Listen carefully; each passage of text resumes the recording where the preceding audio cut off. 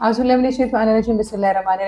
वालेकुम। ग़िज़ा की बात के साथ मैं हूँ फ़िज़ा इमरान और उम्मीद करती हूँ कि आप सब खैरियत से होंगे और आपके रोज़े भी माशाल्लाह से आखिरी अशरा है और एंडिंग की तरफ से है और अच्छे गुजरे होंगे। और जिन लोगों को हमने ये बताया था कि उन्हें वेट किस तरह से मेंटेन करना है, अगर उन्होंने तो उन हदायत पर अमल किया होगा तो नो डाउट उनका वेट मेंटेन रहा होगा। अगर उन्होंने उन हदायत पर अमल नहीं किया तो भाई एंड का अशरा है, अब सबको पता चल गया होगा कि उन्होंने क्या क्या खराबियाँ की हैं, क्योंकि हर इंसान को पता होता है। आप जब ये कहते हैं ना भाई मेरा वेट पता नहीं क्यों बढ़ गया, मुझे तो पता भी नहीं चला, तो वो आपको पता होता है कि आपने क्या किया, आपने क्या खाया है, क्या पिया है, आपने कहाँ पर अपने पोर्शन साइज को कंट्रोल नहीं किया, कहाँ आपने अच्छी और हेल्दी डाइट नहीं ली, सब पता होता है। लेकिन एंड पे हम पता क्या कह रहे होते हैं, पता नहीं मीडियम साइज लिया था अब ये ईद पे पता नहीं क्यों मैं इसमें फिट नहीं आ रही। भाई सूट बेचारा वहीं का वहीं है। आप जो अपना हदूदो अरबा फैल गया ना, वो फैला किस वजह से है, आपने किन चीज़ों को निगलेक्ट किया है, कहाँ पर आपसे कमी पेशी हुई है, वो हम बताएंगे आपको आज के सेशन में। आज हमारे साथ मौजूद हैं अरीशा उमर। अस्सलाम वालेकुम अरीशा। वालेकुम। कैसी हैं आप? अल्हम्दुलिल्लाह, आप ठीक है? अल्लाह का शुक्र। अच्छा अरीशा, जिन लोगों ने गोल सेट किए थे कि इस माह रमजान में कम अज कम ज्यादा नहीं तो 4 किलो तो हम कम कर लेंगे, लेकिन भाई नहीं हुआ। आखिरी अशरा मैंने देखा है जहाँ से पार्टी शुरू हुई थी वही की वही है, बल्कि बढ़ गई है। कुछ लोगों के पेट भी बढ़ गए हैं और हदूदो अरबा भी जो है वो बढ़ गया, हुजम बढ़ गया पहले से। क्या वजह बनी कि वजन कंट्रोल में नहीं हुआ और वो बढ़ गया? असली में आप देखें कि हम लोगों ने बड़ा एम्फसाइज किया है कि अफ्तारी का जो मील है वो इम्पोर्टेंट भी है इस तरह से कि उसको नॉर्मली हमने लेना है बैलेंस डाइट पे। मतलब कि हमने कहा कि हमने फ्राइड फूड को अवॉइड करना है, शुगरी फूड्स को अवॉइड करना है। अब दूसरी बात जिसको हम काफी निगलेक्ट करते हैं वो टाइमिंग ऑफ फूड भी है। मतलब कि हम अफ्तारी को तो प्रॉपर्ली हमें बैलेंस रखना है, लेकिन उसके साथ साथ हमें ये देखना है कि हम किस टाइम पे क्या ले रहे हैं। अब जैसे हमारी बॉडी है वो नेचुरली तौर पर एक सर्केडियन रिदम होती है। उसका मतलब ये होता है कि हमारी बॉडी में एक नेचुरली इंटरनल क्लॉक है। जैसे अल्लाह ताला की तरफ से क्लॉक है, क्लॉक वाइज हम चल रहे हैं बॉडी। हमारी बॉडी हमें मतलब आप देखिए जैसे भूख लगती है एक रिफ्लेक्स आता है। हमें लगता है कि हमें भूख लग रही है, अलार्म बजना अपने पूरे टाइम पे जी, कि हमें लगता है हमें कुछ खाना है या प्यास लग रही तो एक इमोशन सा कनेक्ट होता है कि हमें लगता है कि वी फील थर्स्टी और अब हमें पानी पीना है। और स्टार्टिंग रमजान में भी ऐसे होता था जी। जो हमारा ब्रेकफास्ट का टाइम है उस वक्त में हमें थोड़ी सी फील होती थी, फिर हमारे लंच टाइम में हमें थोड़ा सा वो एक रूटीन में आते आते अब आके नहीं हो रहा, क्योंकि ये एक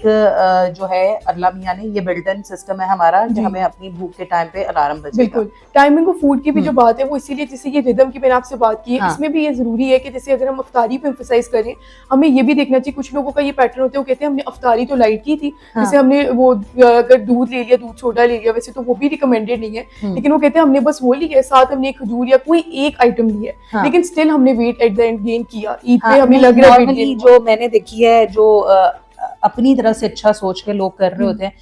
फ्रूट चाट खाई थी जी, बस फ्रूट चाट खाई थी। वो फ्रूट चाट के साथ हमने क्या क्या किया हुआ था। अगर आप देखिए कि अगर हम इफ्तार को बैलेंस भी रख रहे हैं इन अ वे कि अब वो कह रहे हैं कि जो हमने बैलेंस ही रखा था, हमने कुछ भी एडिशनल नहीं लिया, लेकिन स्टिल हमने वेट गेन किया। उसकी रीजन ये जो रिदम को कनेक्ट करने की बात है वो ये कि हमें ये समझना चाहिए कि अगर हम लोग उस टाइम बेशक कम खा रहे हैं, लेकिन अगर हम लेट नाइट, जैसे कुछ लोगों को लेट नाइट मर्चिंग की अभी भी आदत है, जैसे उन्हें लगता है कि रोजे का गैप बहुत ज्यादा है तो वो 11-12 बजे के करीब काफी ज्यादा खा रहे हैं। अब वो जो रिदम एक क्लॉक सेट है वो डिस्टर्ब हो गई, और अगर हमारी ये जो क्लॉक है जिसको हम सर्केडियन रिदम कह रहे हैं, अगर ये हमारी डिस्टर्ब होती है बॉडी में तो हमारी सारी बॉडी डिस्टर्ब होती है, डाइजेस्टिव सिस्टम डिस्टर्ब हो जाएगा, हमारे hormones up regulation down regulation, मतलब कि हार्मोन्स डिस्टर्बेशन स्टार्ट होती है, जिसकी वजह से अल्टीमेटली हमारा वेट गेन होगा, क्योंकि बॉडी में फैट स्टोर बढ़ना शुरू हो जाएगा बॉडी को, क्योंकि आपने एक अनयूजुअल टाइम पे एक तो मील दिया और वो भी हम नॉर्मली जंक फूड की तरफ जा रहे हैं या हमारा अनहेल्दी होगा। या अगर आप देखेंगे उस टाइम पे हमने लिया जिस टाइम हमारा फैट जो है उसकी स्टोरेज बढ़ गई और उसका जो हमारा फैट को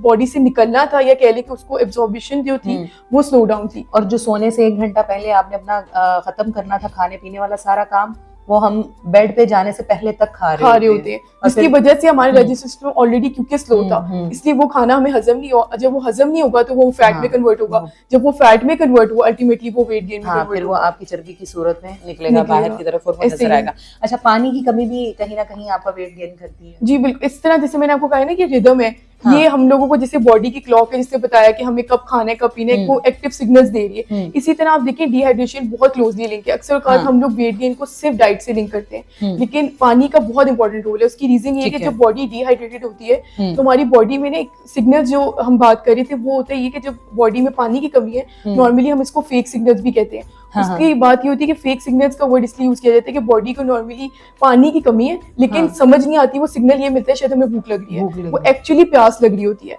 लेकिन बॉडी को सिग्नल ऐसे मिलता है कि वो लगता है ये कि वो प्यास की जगह भूख लग रही है। उस चक्कर में ये होता है कि आप खाने से ज्यादा ओवर ईटिंग की तरफ आते हो, क्योंकि ऑलरेडी डिहाइड्रेटेड थे, बॉडी का डिस्टर्ब हुआ था मैकेनिज्म, और आपको वो कहीं ना कहीं सिग्नल ऐसे मिला कि आपको भूख लग रही है, आइडेंटिफाई नहीं कर पाए और आपने पीने की आप पानी की तरफ आते ही नहीं ना। हम नॉर्मली हमें सिर्फ जब वो एक सिग्नल मिलता है ना, हमें ये लगता है हमें भूख लग रही है। और अब तो रोजे भी इतने ज्यादा वो गर्म नहीं थे, तो हमें वो प्यास वाला थोड़ा एहसास भी कम हुआ, तो हमने पानी को निगलेक्ट। अब हम लोगों ने पानी को निगलेक्ट किया, हम ये भूल गए कि नॉर्मल जो daily day to day hydration है वो इंपॉर्टेंट है। तो जब हाइड्रेशन स्टेटस आपका नॉर्मल होगा, हमें ये लगता है कि ये रोजे तो इतने टफ नहीं है क्योंकि इसमें गर्मी नहीं है, तो हमें प्यास तो लगी नहीं रही, तो जो प्यास का सिग्नल भी बॉडी दे रही है आपको, लेकिन वो आप उसको कंफ्यूज करते हो इससे कि आपको लग रहा है आपको भूख लग रही है, जिससे ओवर ईटिंग है, और अल्टीमेटली वो भी वेट गेन करवाएगा। अच्छा अरीशा,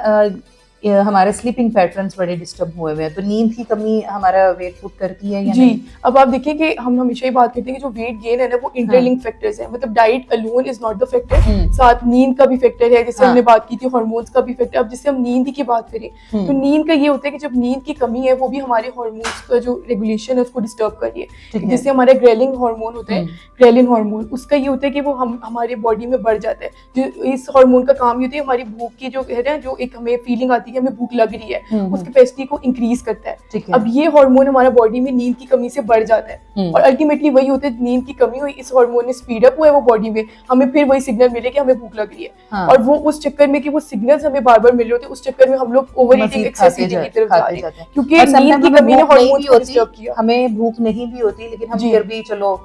के चक्कर में ना थोड़ा करके, और जब हम जाग रहे होते हैं और अपनी रूटीन से हट के घूम फिर रहे होते हैं, तो फिर घर में आपने अगर अपना मील खा भी लिया है, भाई खा रहा है तो उसके साथ बहन खा रही है, तो उसके साथ जो भी घर में खा रहा है हम उसके साथ भी असली में नींद की कमी भी काइंड ऑफ रिलेट करती है हार्मोनल इरेगुलेशन से। मतलब कि अगर वो आपका और बॉडी का अगर हार्मोन्स हमारे डिस्टर्ब हो गए तो अल्टीमेटली वो भी रीजन कहीं ना कहीं वेट गेन का इस तरह होता है, क्योंकि आप बॉडी आपको सिग्नल्स इस तरह के लग रहे होते हैं कि आप, जैसे अक्सर हमने नोटिस किया होगा, हमें नींद आ रही थी, हमें ऐसे लगता है कि जैसे होते हैं ना कि कहते हैं टाइम पास के लिए कुछ खा लेते हैं, नींद नहीं आ रही कुछ खा लेते हैं, या वो नींद की कमी है तो कुछ खा लिया, कि ऐसे लग रहा है कि लेथार्जिक है, नींद आ भी रही है, लेकिन वो बॉडी को ऐसे लग रहा होता है कि नहीं मुझे ना फटीग नींद की वजह से नहीं, मुझे शायद भूख लग रही है, उस चक्कर में आप ज्यादा खाते हो, अल्टीमेटली वेट गेन हो रहा है। हमें ये चीज को समझना चाहिए कि वो नींद की कमी ने हमारे हार्मोन्स को डिस्टर्ब किया। और अच्छा अरीशा, समटाइम लोगों को ये लगता है हम सहरी स्किप करेंगे या हम इफ्तारी स्किप, नॉर्मली तो लोगों को लगता है सहरी स्किप करेंगे तो हम पतले हो जाएंगे जी, तो ये भी कोई बेनिफिशियल होता है या नहीं होता? ये बिल्कुल बेनिफिशियल नहीं होता। इसकी रीजन अब आप देखिए बहुत सी अब तो रिसर्चेस भी इस पे आ गई हैं,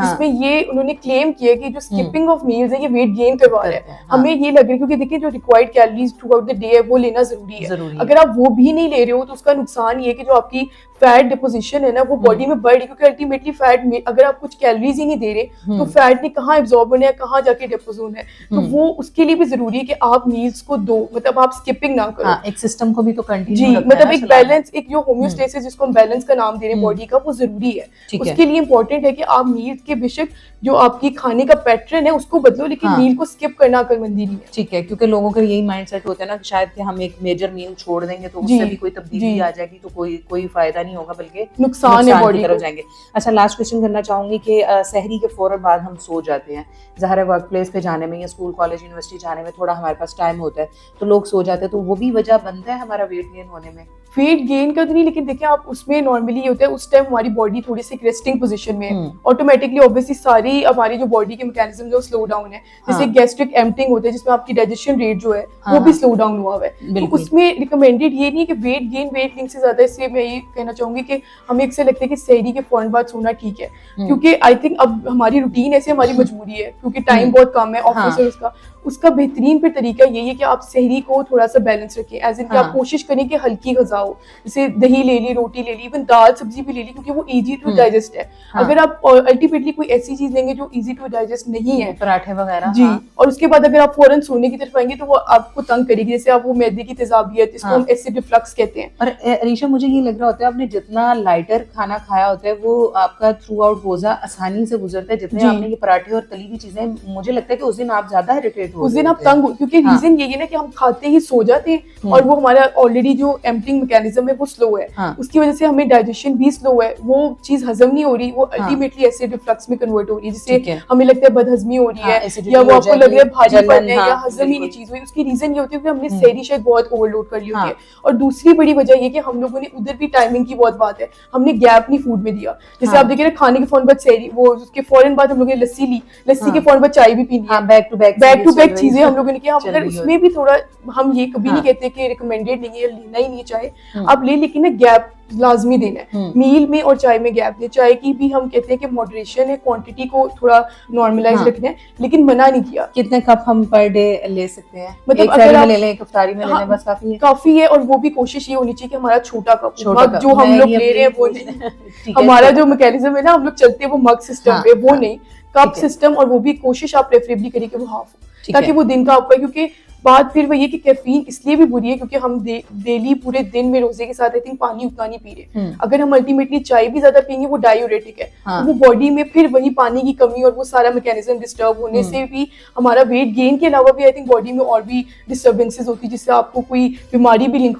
कर सकती है। तो इसलिए भी जरूरी है कि आप चाय की मिकदार को कम रखें। अच्छा चलिए, चाय को अगर हम कम कर दें या चाय को हम स्विच करके कॉफी पे आ जाएं तो वो भी ठीक रहेगी क्या? दोनों का एक ही काम है? असली में कैफीन तो अल्टीमेटली है, हम लोगों का सिंपल लॉजिक है कि मॉडरेशन इज द की। मना हम किसी चीज को नहीं करें, बस ये कि आपने उसको मॉडरेशन में रखना है, एक्सेस ना हो चीज का। ठीक है, thank you so much Arisha, बहुत शुक्रिया जी। बिल्कुल एंड ऑफ जो है रमजान पे इस चीज को बताना बहुत जरूरी था कि जिन लोगों को ये लगता है कि भाई हमने तो आपकी हिदायत भी सुनी है और हमने तो खाने भी घर के खाए हैं, हमने तो सहर व इफ्तार भी कंट्रोल में रखा है, लेकिन उन्होंने कंट्रोल के अलावा अपनी आदत में क्या तब्दीलियां नहीं लाए जिसकी वजह से उनको जो उस तरह से रिजल्ट नहीं मिले जो उन्होंने सोचे हुए थे। तो ये थी कमी पेशियां। मैं हमेशा कहती हूँ कि आपके कम्बिनेशन डाइट के बहुत अच्छे होने चाहिए, आपके औकात कार बहुत अच्छे होने चाहिए, आपकी प्लेट का साइज़ बहुत मैटर करता है, आपकी प्लेट के साइज़ के अलावा उसमें जो आप डाल रहे हैं वो बहुत मैटर करता है, आप कितनी क्वांटिटी में ले रहे हैं वो बहुत मैटर करता है। ये सारी चीज़ें मिल के आपको फ़ायदा भी देती हैं और नुकसान भी देती हैं। तो ये सब चीज़ें थी जिसकी वजह से आपका वेट नहीं कम हुआ और जो मेंटेन करना चाह रहे थे उनका नहीं मेंटेन रह सका और ज़्यादा बढ़ा है। और होपफुली के जो हमारे पास आने वाले साल होंगे या आने वाले दिन होंगे रमज़ान मुबारक में, तो चले देखा देखी या